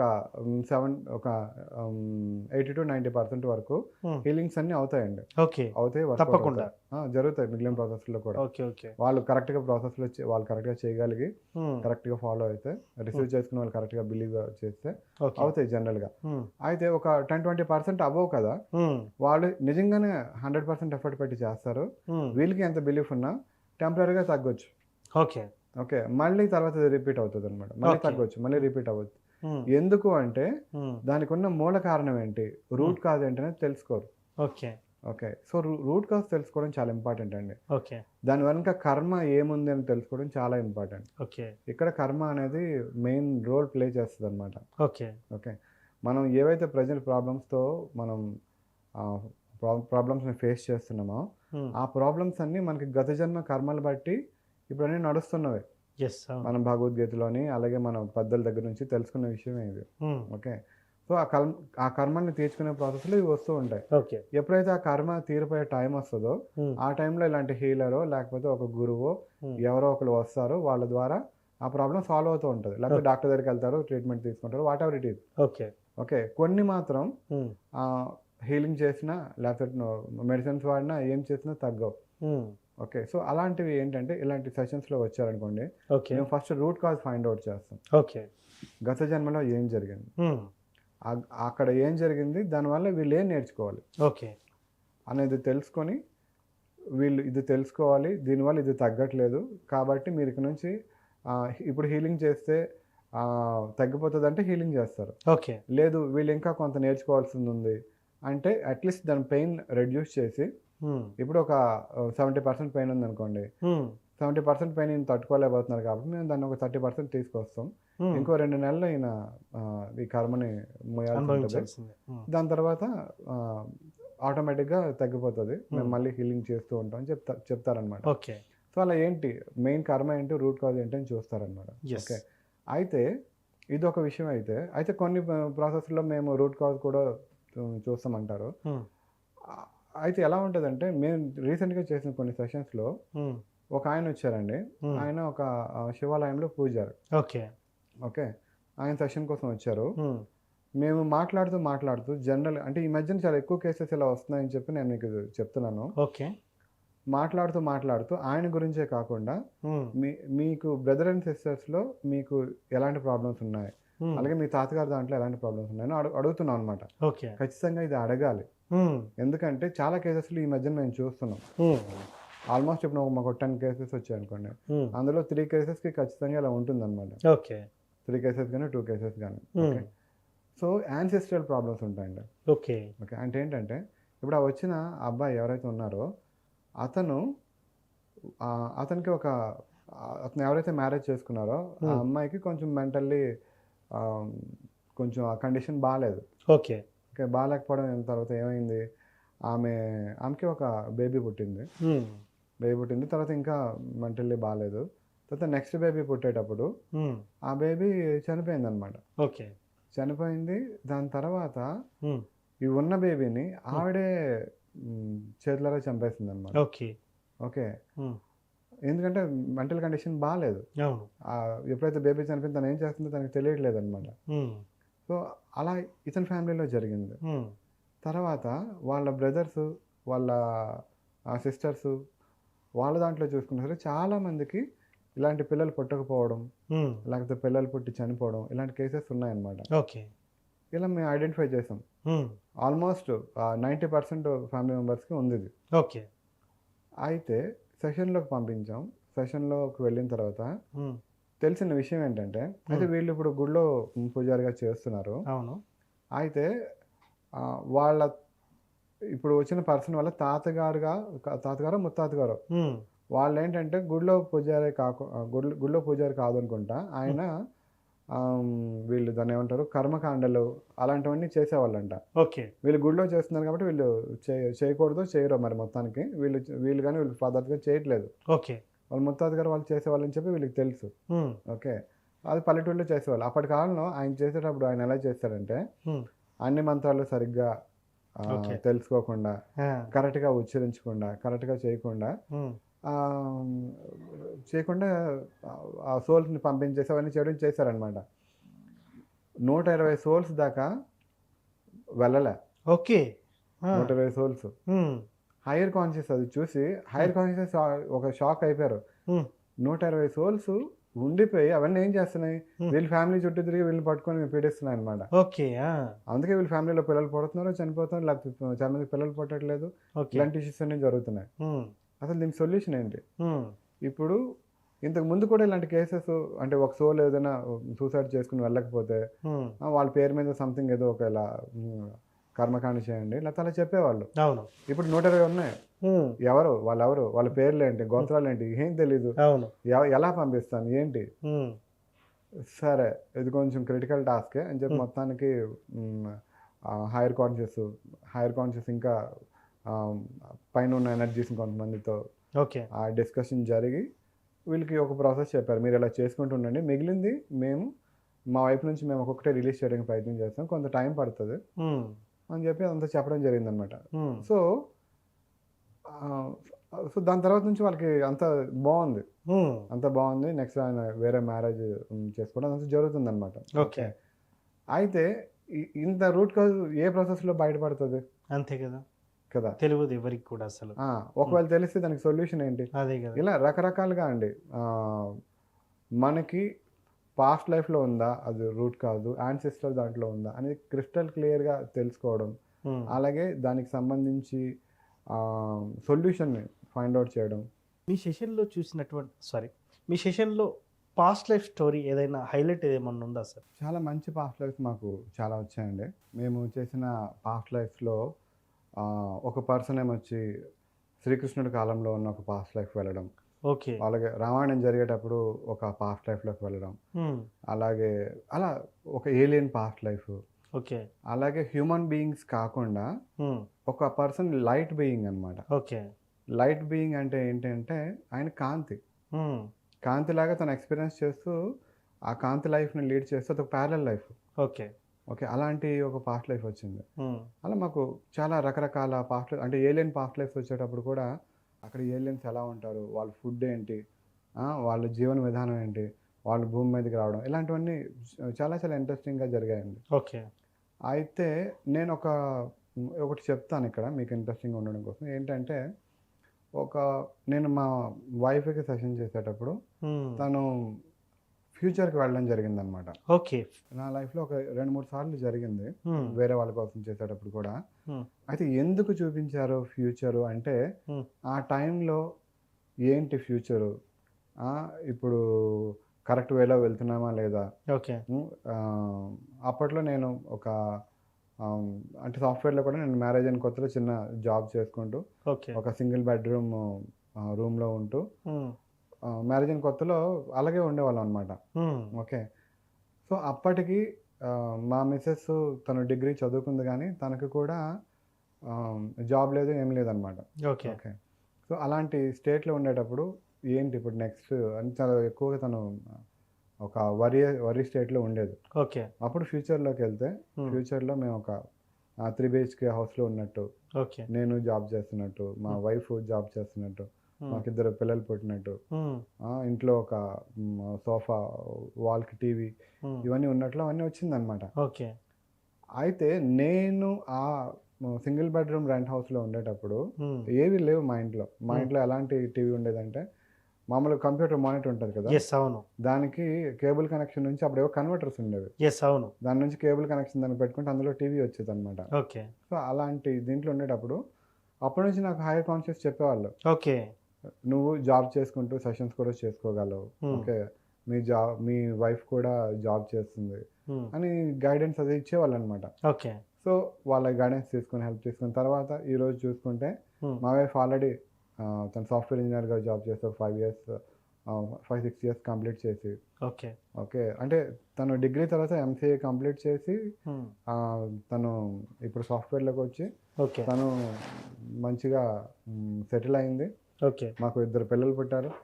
అయితే 2 పిల్లలు కూడా పుట్టేటప్పుడు మధ్యలో కొన్ని అబార్షన్స్ జరగడం జరిగింది. ఓకే. ఆ ప్రాబ్లమ్స్లో వచ్చేటప్పుడు కూడా మాకు ఎప్పుడైతే ఈ ఫ్యూచర్ చూపించారో మాకు ఒక ధైర్యం, ఓకే, ఏం ప్రాబ్లం ఉండదు, మాకు ఎప్పుడైనా సరే మాకు చూపించిన పాస్ట్ లైఫ్ కొన్ని సంవత్సరాల తర్వాత అది వస్తుంది అని మేము దాన్ని బిలీవ్ చేసాం. ఓకే. సో అది ఇప్పుడు నడుస్తుంది ప్రజెంట్. అప్పుడు ఏదైతే చూపించో అది ఇప్పుడు నడుస్తుంది అనమాట. సో అలా 2 పిల్లలు ఉన్నారు, అలాంటి హౌస్లో ఉన్నాం, మేమిద్దరం జాబ్ చేయడం జరిగింది. సో అదనమాట. మీ దగ్గరికి ఎలాంటి సమస్యలు ఉన్నవారు ఎక్కువగా వస్తుంటారు? చాలా ఎక్కువగా హెల్త్ ప్రాబ్లము, రిలేషన్షిప్స్ ప్రాబ్లము ఉన్న వాళ్ళు ఎక్కువ వస్తుంటారండి. అది కాకుండా ఫైనాన్షియల్ ప్రాబ్లమ్స్ కానీ, లేకపోతే ఏమైనా పని జరుగుతుంది, పని కావాలి, రియల్ ఎస్టేట్లోని బిజినెస్ సరిగ్గా జరగట్లేదు, లేకపోతే కొన్ని పనులు ఉన్నాయి, పెద్ద పెద్ద పనులు ఆగిపోయి ఉన్నాయి, ఎప్పటికీ ఆ పనులు ముందుకు వెళ్ళట్లేదు, లేకపోతే కోర్టు సమస్యలు, భూముల సమస్యలు, లేకపోతే ఆస్తి గొడవలు ఉన్నవాళ్ళు, ఓకే, ఇలా రకరకాలుగా ఈ ప్రాబ్లం ఆ ప్రాబ్లం అని కాదండి. ఆ ప్రాబ్లం ఖచ్చితంగా పెద్ద ప్రాబ్లం అయ్యుండి ఆ ప్రాబ్లం నుంచి మీరు బయటికి రాలేకపోతున్నారు అంటే ఖచ్చితంగా ఇక్కడికి రావచ్చు. మా దగ్గర ఒక ఆవిడకి కెనడాలో ఉంటారు, ఆవిడకి జాబ్ తీసేసే పరిస్థితి వచ్చింది. ఆవిడ ప్లేస్లో వేరే వాళ్ళని కూడా రిక్రూట్ చేసేసి ఇంకా ఆవిడని పంపించడానికి ఒక 1 వారం రోజులు పంపించడానికి రెడీగా ఉన్నారు. కానీ ఆవిడ వచ్చేస్తే ప్రాబ్లం ఏంటంటే వాళ్ళ అమ్మాయి చదువు ఆగిపోతుంది. వీళ్ళు మళ్ళీ బ్యాక్ వస్తే కెనడాలో అక్కడ పర్మనెంట్ రెసిడెన్స్ కోసం అప్లై చేసి ఇన్ని సంవత్సరాలు పెట్టిందంతా వేస్ట్ అయిపోయి మళ్ళీ కెనడా వెళ్ళినా 0 నుంచి స్టార్ట్ చేయాలి. ఈవిడ వీసా మీద వాళ్ళ హస్బెండ్ ఆయన జాబ్ చేస్తున్నారు, ఆయనకి జాబ్ పోతుంది. సో ఇలా చాలా అంటే ఇలా అంటే ఆ పరిస్థితిలో ఉన్న వాళ్ళకి అర్థమవుతుందండి. అంటే ఒక మంచి లైఫ్ నుండి మళ్ళీ బ్యాక్ వచ్చి జీరో నుంచి స్టార్ట్ చేయాలంటే ఎంత కష్టం అది ఎస్. కదా. సో అలాంటి వాళ్ళకి మేము సెషన్ చేసి హెల్ప్ చేయడం జరిగింది. అది చాలా విచిత్రంగా జరిగిందండి. ఆవిడ ఎంత మిరాకిల్గా ఫీల్ అవుతారంటే, ఎస్. ఆవిడ అక్కడ నుంచి బయటకు వచ్చేసే స్టేజ్లోంచి ఒక్కొక్క స్టెప్ ఆవిడకి అంతా కన్స్ట్రక్ట్ చేసి ఆవిడ అక్కడ నిలబెట్టి ఒక ప్రాజెక్ట్ వచ్చింది. వెంటనే Okay. సెషన్స్ చేయగానే ఒక ప్రాజెక్ట్ వచ్చింది. మీకు ప్రాజెక్ట్ రావడం కోసం రూట్లో వేసాం వచ్చింది, కానీ ఇందులో మీకు సక్సెస్ అయ్యేది కనిపించట్లేదండి అంటే, లేదండి ఇదంతా నాకు బాగా తెలిసిన ఫీల్డే, ట్రై చేస్తానని చెప్పి ఆవిడ ట్రై చేశారు. ఓకే. సక్సెస్ కాలేదు. తర్వాత Okay. ఇంకో ప్రాజెక్ట్ వచ్చింది. ఆ ప్రాజెక్ట్లో కనీసం ఏబిసిడి కూడా తెలియదు. ఓకే. తనకి 20 సంవత్సరాల ఎక్స్పీరియన్స్లో ఓకే. ఆవిడకి ఏదైతే ప్రాజెక్ట్ మీద వర్క్ చేయాలో ఆ టెక్నాలజీ గురించి ఏం తెలియదు. ఓకే. అయితే హైయర్ కాన్షియస్ చెప్పారు, మీకు ఇందులో మీకు వచ్చేస్తుంది అని చెప్పి ఏం చెప్పారు తెలుసా, ఈరోజు మీకు ఫస్ట్ రౌండ్ అవుతుంది. ఓకే. ఓకే, నేను రూట్ వేసాను మీ మేనేజర్కి, అలాగే అటుపక్క ఉన్న ఆ క్లయింట్కి రూట్ వేసాను, వాళ్ళిద్దరూ మాట్లాడుకుంటారు. మాట్లాడుకొని మీకు రేపటికి సెకండ్ రౌండ్ అయిపోతుంది. మీకు సెకండ్ రౌండ్ అయిపోతే రేపు నైట్ కల్లా మీకు ఆఫర్ లెటర్ వస్తుందని చెప్పారనమాట. ఓకే. అసలు ఫస్ట్ రౌండ్ అవడం ఏంటి, ఇక్కడ ఇండియాలో జనరల్గా ఇంటర్వ్యూ జరిగితే తెలుసు కదా, ఒక ఇంటర్వ్యూ అయితే మళ్ళీ రెండో ఇంటర్వ్యూకి అది ఎప్పుడు పిలుస్తారో తెలియదు, అవును. మనం సెలెక్ట్ అవుతామా లేదో తెలియదు. ఎస్, అవును. నేను మధ్యలో హైయర్ కాన్షియస్ ఆపుదాం అనుకుంటున్నాను అనమాట. ఓకే. అంటే అమెరికా అంటే కెనడాలో ప్రాసెస్ ఏమైనా ఇలా ఉంటుందా నాకు తెలియదేనా అని చెప్పి నేను అడుగుదాం అనుకుంటున్నాను అనమాట. ఎస్. నేను అడిగే లోపు అసలు నాకు మాట్లాడే టైం కూడా ఇవ్వకుండా అదే దాన్ని 2-3 సార్లు క్రాస్ చెక్ చేసి చూసుకొని అన్ని రూట్లు వేసి అంత చెప్పేటప్పటికి నేను ఇంకా ఆ క్వశ్చన్ అడగలే. సరే వీళ్ళు కాన్ఫిడెంట్గా ఉన్నారు కదా అని చెప్పి, ఆవిడ కూడా ఆ టైంకి అది లేదు. Okay, so first round interview అయిన తర్వాత మీకు సెకండ్ రౌండ్ 2 days తర్వాత ఉంటుందండి అని చెప్పారనమాట. ఓకే. అదేంటి హైయర్ కాన్షియస్ రేపే ఉంటుందని చెప్పారు కదా, సర్లే పోనీ 2 days తర్వాత అయినా సరే సెలెక్ట్ అయితే ఓకే కదా అనుకుంటే, మళ్ళీ ఒక 3-4 hours తర్వాత మీకు రేపే ఉందండి ఇంటర్వ్యూ అని చెప్పి కాల్ వచ్చిందంట. ఓకే. అరే రేపే, అసలు ఎలా షిఫ్ట్ ముందుకు ప్రీపోన్ ఎలా అయింది, చాలా మిరాకిల్గా ఉంది. ఇంకా ఓకే అయితే నాకు ఈ జాబ్ ఖచ్చితంగా వచ్చేస్తుందని చాలా కాన్ఫిడెంట్గా ఉన్నారు. ఎస్. సెకండ్ రౌండ్ అయిపోయింది, వాళ్ళు చాలా పాజిటివ్గా ఉన్నారంట. ఆవిడ అమ్మయ్య ఈ జాబ్ వచ్చేస్తుంది, ఇంకేం లేదు, ఒక 2 గంటల తర్వాత నాకు మెయిల్ వస్తుంది చూసుకోవడం అంటే, ఈ లోపల చూసుకుంటే మెయిల్ వచ్చింది. ఓకే, హైయర్ కాన్షియస్ చెప్పారు కాబట్టి అది ఆఫర్ లెటర్ కన్ఫర్మ్ లెటర్ వచ్చింది, ఓపెన్ చేస్తే ఆవిడ సెలెక్ట్ అయిపోయింది అన్నమాట. ఎస్. సో ఇలా అంటే ప్రాబ్లమ్స్కి చూసుకుంటే ఇలాంటి ప్రాబ్లమ్స్ కానీ ఒక పర్సన్ వాళ్ళు ప్రాపర్టీ సేల్ చేయడానికి లీజ్కి ఇవ్వడానికి ట్రై చేస్తున్నారు, ఒక 2.5 year ప్రాపర్టీ. ఓకే. అది మీడియేటర్ ద్వారా నడుస్తుంది అవ్వట్లేదు అనమాట. సో అలాంటి వాళ్ళకి రూట్ లేయడం అంటే మనకి పాస్ట్ లైఫ్ ప్రాబ్లమ్స్ మాత్రమే కాదండి, ఓకే, ప్రజెంట్ లైఫ్లో ఉన్న ఎలాంటి ప్రాబ్లమ్స్కైనా సరే అది ఖచ్చితంగా పెద్ద ప్రాబ్లం. అక్కడ మనకి డివైన్ హెల్ప్ కావాలి అంటే మనం సెషన్కి రావచ్చు, హెల్ప్ తీసుకోవచ్చు అండి. సార్ నాకు ఒక చిన్న సందేహం, డాక్టర్ల వల్ల కూడా కాని సమస్యల్ని మీ ద్వారా అయ్యాయని నేను తెలుసుకున్నాను, అది ఎంతవరకు నిజం అంటారు? అవుతాయండి. అయితే ఇక్కడ ఏంటంటే అన్నీ హీల్ అయిపోతాయి, అన్నింటికి ప్రాబ్లమ్స్ సొల్యూషన్స్ వచ్చేస్తాయి అని నేను చెప్పనండి. ఎందుకంటే వాళ్ళకి ఏది మంచిది అనేది, ఆ సోల్కి ఏం మంచిది, ఆ లైఫ్కి ఏం మంచిది అనేది హైయర్ కాన్షియస్కి తెలుసు. ఓకే. ఓకే, మనందరం ఒక పిల్లలు లాంటి వాళ్ళం అండి. పిల్లలకి ఏం కావాలో తెలియదు, వాళ్ళు ప్రతిదాన్ని కావాలంటారు. నేను ఆడుకోవాలి, నేను పేపర్ కట్ చేసుకోవాలి, నాకు చాకు ఇవ్వమ్మా అని ఉంటుంది పాప. తల్లి చాకు ఇస్తుందా? ఇయ్యదు కదా. కానీ పాపకి తెలియదు, నేను అడిగింది ఇవ్వలేదు అని చెప్పి బాధపడుతుంది, అంతే కదా. అలాగే మనం కూడా ఈ లైఫ్లో వచ్చి ఈ లైఫ్లో ఎంతవరకు చేయాలి, ఏం చేయాలి, లైఫ్కి ఒక పర్పస్ ఉంటుంది, దానికోసం వచ్చామని మనం మర్చిపోతాం. అవును. ఓకే, మర్చిపోయి మనకి అనవసరమైనవి మనం అడిగినా సరే, లేకపోతే ఈ లైఫ్ పర్పస్లో లేనివి మనం అడిగినా సరే, హైయర్ కాన్షియస్ తెలుసు ఇది మీకు కావాలా, ఎందుకు కావాలి, ఒకవేళ ఇది మీకు వద్దా, ఎందుకు వద్దు, లేకపోతే ఇది మీకు రాదు, ఇందాక మనం ఇంటర్వ్యూ దీనిలాగా ఇది మీకు రాదు ఎందుకంటే మంచిది వస్తుంది కదా. సో అంటే వాళ్ళు అంత వాళ్ళు చూస్తారు, మనకి ఏదైనా పని అవుతుంది అంటే, ఒకవేళ ఒక బిజినెస్ డీల్ కోసం ఒకళ్ళు వచ్చారండి, అన్నీ చేసి వాళ్ళకి ఫర్ ఎగ్జాంపుల్ ఒక ఆవిడ వచ్చారు, ఆవిడకి 2 CR అప్పు కావాలి. ఓకే. ఓకే, అన్ని దగ్గరలో ప్రయత్నం చేస్తున్నారు, దొరకట్లేదు. అందరూ ఇస్తాం 2 రోజులు అంటున్నారు, దొరకట్లేదు. ఒక ఆయన ఇచ్చేటట్టుగా ఉన్నారు, ఎందుకు ఇవ్వట్లేదు అని చెక్ చేస్తే ఆయనకి వాళ్ళ అల్లుడి దగ్గర నుంచి డబ్బులు రావాలి. ఓకే. వాళ్ళ అల్లుడికి ఈయనకి ఇద్దరికి ఉన్న కర్మ వల్ల వాళ్ళు మాట్లాడుకోవట్లేదు. ఓకే. వాళ్ళకి 2 years మాట్లాడుకోకూడదు, అది వాళ్ళకున్న కర్మ. ఓకే. ఇప్పుడు మరి వీళ్ళకి ఇది రావడం కోసం అక్కడ ఉన్న కర్మని అలా తీసేయకూడదు కదా, అది జరగాలి కదా. ఎస్. సో మరి ఇప్పుడు డబ్బులు రావాలంటే అలాగా వీళ్ళిద్దరు మాట్లాడుకోవట్లేదు కదా. ఎస్. అప్పుడు వాళ్ళ అమ్మాయి ద్వారా రూట్లు వేసి ఆ అమ్మాయితో ఇతను మాట్లాడించి ఓవరాల్గా డబ్బులు వచ్చేలా చేశారనమాట. ఓకే. ఓకే. సో అంటే ఏంటి, మనకి ఎవరు ఇవ్వట్లేదు, ఎందుకు ఇవ్వట్లేదు అనేది మనకు తెలీదు, కానీ హైయర్ కాన్షియస్కి వాళ్ళు ఇవ్వకపోవడానికి రీజన్ ఏంటి కూడా వాళ్ళు తెలుసుకోగలరు. వాళ్ళు ఒక ఈగల్ వ్యూలో చూస్తూ ఉంటారన్నమాట మొత్తం అంతా, ఏం నడుస్తుంది, ఎలా నడుస్తుంది ఏంటి అని చెప్పి అలా చూసి వాళ్ళకి అలా రూట్లో వేసారో జరిగింది. అయితే ఇక్కడ ఒక ఇంపార్టెంట్ పాయింట్ ఒకటి చెప్పారండి, నేను మీ ద్వారా ప్రజలకు నేను చెప్దాం అనుకుంటున్నాను. ఓకే. వాడు వచ్చేటప్పుడు చాలా టెన్షన్గా, చాలా దాన్ని ఏమంటారు, ఒక డిప్రెసివ్ ఉండి ఆవిడ వచ్చి అడుగుతున్నారనమాట. ఓకే, నువ్వు అడిగిన ప్రశ్న బాగానే ఉంది, దానికోసం ఎందుకు ఇంత టెన్షన్ పడుతున్నావు? హైయర్ కాన్షియస్ అడిగిన ప్రశ్న ఏంటంటే, ఇప్పుడు మీకు దగ్గర ఒక 50 years ఉంది ఏజ్. ఓకే. ఓకే, మీరు చిన్నప్పటి నుంచి మీ జీవితంలో ఎన్ని ప్రాబ్లమ్స్ మీరు సాల్వ్ చేసి ఉంటారు? ఓకే. ఎన్ని చేసి ఉండొచ్చు అండి? చాలా చేసి ఉండొచ్చు కదా. సో అందులో చిన్న చిన్న ప్రాబ్లమ్స్ ఉంటాయి, పెద్ద పెద్ద ప్రాబ్లమ్స్ ఉంటాయి. మనకి చాలాసార్లు ఇది కంపల్సరీగా అంటే జాబ్ విషయంలో అయి ఉండొచ్చు, మ్యారేజ్ విషయంలో అయి ఉండొచ్చు, లేకపోతే ఒక కాలేజ్ సెలెక్ట్ చేసుకోవడంలో అయి ఉండొచ్చు. చాలా మేజర్ డెసిషన్స్ కూడా మనం తీసుకుని ఉన్నాం ఇప్పటిదాకా. ఓకే, చాలా పెద్ద పెద్దవి తీసుకున్నాం, చిన్న చిన్నవి తీసుకున్నాం. మనకి ఇది 2026 సంవత్సరం. 2025లో మనం చాలా పెద్ద ప్రాబ్లమ్స్ని సాల్వ్ చేసుకుంటే ఇక్కడికి వచ్చాం. అవును. ఓకే, అంటే ఏంటి, 2025లో ఉన్న ప్రాబ్లమ్స్ ఇప్పుడు మనకి లేవు. ఓకే. 2020లో ఉన్న ప్రాబ్లమ్స్ ఇప్పుడు లేవు. ఓకే. ఇప్పుడు 2026లో ఉన్న ప్రాబ్లమ్స్ 27కి ఉండవు. అవును. ఏదో ఒకలాగా సాల్వ్ అయిపోతుంది. అవును. ఈ మాత్రం దానికి మీరు మనుషులు ఏం చేస్తున్నారంటే, అనవసరంగా టెన్షన్ పడి బ్రెయిన్ ఎక్కువ స్ట్రెస్ ఫీల్ అయిపోయి అనవసరంగా బ్రెయిన్ స్ట్రోక్లు, హార్ట్ స్ట్రోక్లు, లేకపోతే నరాల ప్రాబ్లమ్స్, బీపీలు, షుగర్లు ఇవన్నీ మీరు తెచ్చుకుంటున్నారు. కానీ నీకు వచ్చిన ప్రాబ్లం వారం రోజుల్లో సాల్వ్ అయిపోతుంది. నువ్వు కానీ ఆ టెన్షన్ అలాగా పెట్టుకుంటే ఆ ప్రాబ్లం సాల్వ్ అయిపోతుంది, కానీ నీకు బీపీనో లేకపోతే హార్ట్ స్ట్రోక్ వచ్చే ఛాన్సెస్ కనిపిస్తున్నాయి నాకు.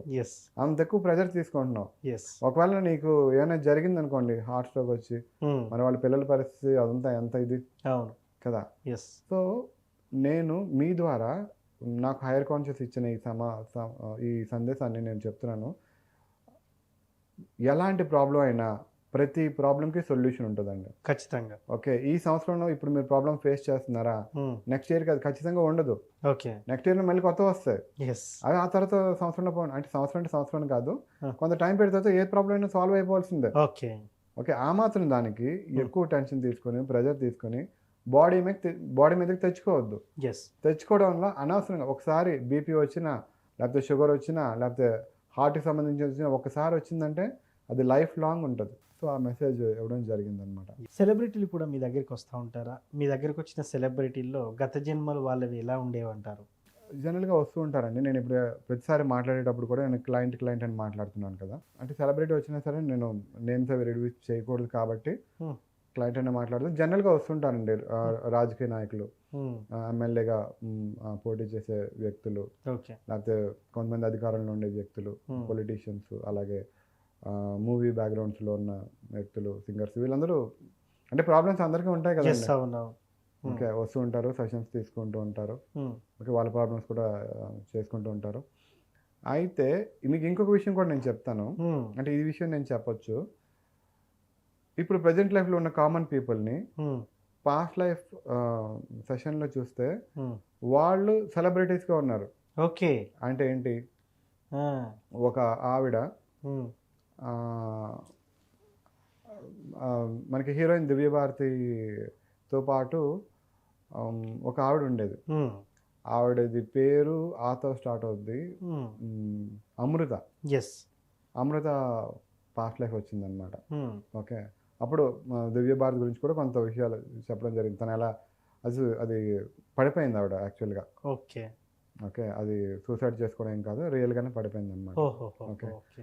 అలాగే ఒక ఆవిడకి సెషన్ చేస్తే ఆవిడ పాస్ట్ లైఫ్లో ఒక పెద్ద అందరికీ తెలిసిన అలనాటి పెద్ద heroine, Mahanati.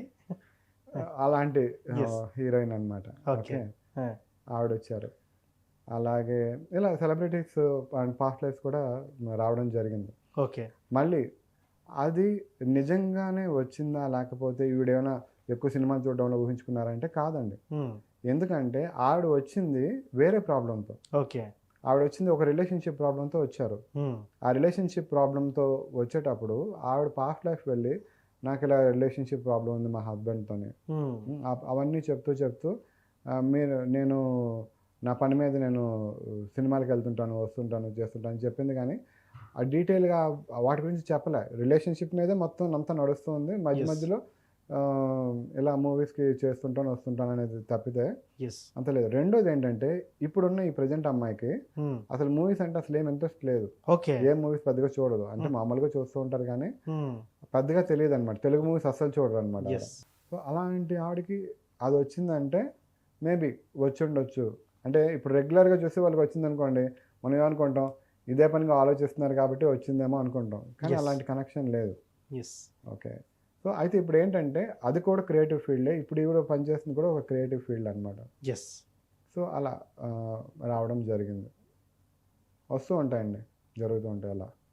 Sir, SCA spiritual consciousness activation నేర్చుకునే ఎవరైతే ఉన్నారో, వాళ్ళు నేర్చుకోవాలని అనుకుంటున్నారో వారికి ఎలాంటి అర్హతలు కలిగి ఉండాలంటారు ముఖ్యంగా? ఓకే, జనరల్గా అంటే దీనికి ప్రత్యేకంగా ఎడ్యుకేషన్కి సంబంధించిన అర్హతలు ఏమీ అవసరం లేదండి. వాళ్ళకి నాకు హైయర్ కాన్షియస్ ఇచ్చిన గైడెన్స్ ప్రకారం ఇది అందరికీ మీరు నేర్పించొద్దు. ఓకే, అందరూ దీన్ని నేర్చుకున్న ఉపయోగం ఉండదు. ఇది ఎలాంటి వాళ్ళకి నేర్పించాలంటే వాళ్ళకి చాలామందికి హెల్ప్ చేయాలి అనే ఒక రకమైన ఆలోచన ఉండాలి. అలాంటి హెల్పింగ్ నేచర్ ఉండాలి. ఓకే, రెండోది వాళ్ళకి అంత టైం కూడా ఉండాలి. ఓకే, సో అలాంటి వాళ్ళకి మీరు నేర్పించండి. అంతేగాని ఎక్కువ మందికి అందరికీ ఇది నేర్పించొద్దు అని చెప్పారనమాట. సో నేనేం చేస్తానంటే ఎవరైతే ఇంట్రెస్టెడ్ ఉన్న వాళ్ళు ఉంటారో వాళ్ళు కనుక నాకు అప్రోచ్ అయితే నేను ఒకసారి సెషన్లో హైయర్ కాన్షియస్కి నేను అడుగుతాను. పలానా వ్యక్తి ఉన్నారు, ఈయన నేర్చుకోవడానికి రెడీగా ఉన్నారు, ఈయనకి నేర్పించవచ్చా, ఈయన సూటబుల్ పర్సన్, అతని ద్వారా సమాజానికైనా ఉపయోగపడుతుందా, అలాగే ఇది అతనికైనా ఉపయోగపడుతుందా అనేది రెండు రకాలుగా అడిగి, లేదు ఆయన వేరే కెరీర్లో ఇంకా బాగా ముందుకు వెళ్ళగలరా, అందరికీ ఒకటే కెరీర్ కాదు కదా, సో వేరే స్పిరిచువల్గానే వెళ్ళొచ్చా, సో ఏంటనేది నేను కనుక్కొని ఆ రకంగా వాళ్ళ దగ్గర పర్మిషన్ తీసుకొని చేస్తామంట. ఎందుకంటే ఇది మామూలు మెడిటేషన్స్ లాగా, స్పిరిచువల్ మెథడ్స్, యోగా లాగా కాదు. ఓకే, ఇక్కడ మనతో పాటు డివైన్ కూడా వర్క్ చేయాలి. ఓకే, మనం చేసేది పెద్దగా ఉండదండి. మనం క్లయింట్ వచ్చారనుకోండి, వాళ్ళని సెషన్లోకి పంపించడం, హైయర్ కాన్షియస్ని యాక్టివేట్ చేయడమే. అక్కడ హీలింగ్ చేయాల్సిందే, వాళ్ళకి ప్రాబ్లమ్ సాల్వ్ చేయాల్సిందే, రూట్లు వేయాల్సిందే, అవన్నీ చేయాల్సిందే హైయర్ కాన్షియస్ కదా. సో వాళ్ళు మనతో వర్క్ చేయాలి కాబట్టి సో సూటబుల్ పర్సన్స్ని వాళ్ళకి నేర్పించడం అనేది చాలా ఇంపార్టెంట్. ఓకే, నేను ఒక విషయం అయితే చాలా క్లియర్గా చెప్తానండి. ఎవరు సెషన్ కోసం వచ్చినా, లేకపోతే ఎవరైనా సరే సెషన్ చేయడం నేర్చుకోవడం కోసం వచ్చినా, ఈ ఎస్సీఏ కోసం నేనేం చెప్తానంటే, లైఫ్లో చాలా సక్సెస్ఫుల్ పీపుల్ రకరకాల కెరియర్స్లో అయిన వాళ్ళు ఉంటారు. ఓకే, ఒకరోజు ఎప్పుడైనా సరే వాళ్ళకి ఒక సన్మాన సభ పెట్టినప్పుడు మీరు ఇలా సక్సెస్ అవ్వడానికి కారణం ఏంటి అని అడిగితే వాళ్ళు ఆ మీటింగ్లో నేను ఎంత సక్సెస్ఫుల్గా అయ్యానంటే దానికి కారణం మా తల్లిదండ్రులు, లేకపోతే మా అక్క, లేకపోతే మా గురువు గారు అని చెప్తారు కదండి.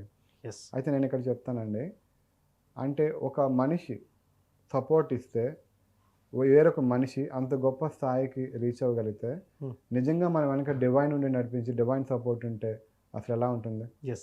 సో అలాంటి డివైన్ సపోర్ట్ ఇక్కడ ఉందండి. క్లయింట్స్కి కానీ నేర్చుకునే వాళ్ళకి కానీ ఆ డివైన్ సపోర్ట్తో మనం వెళ్తాం.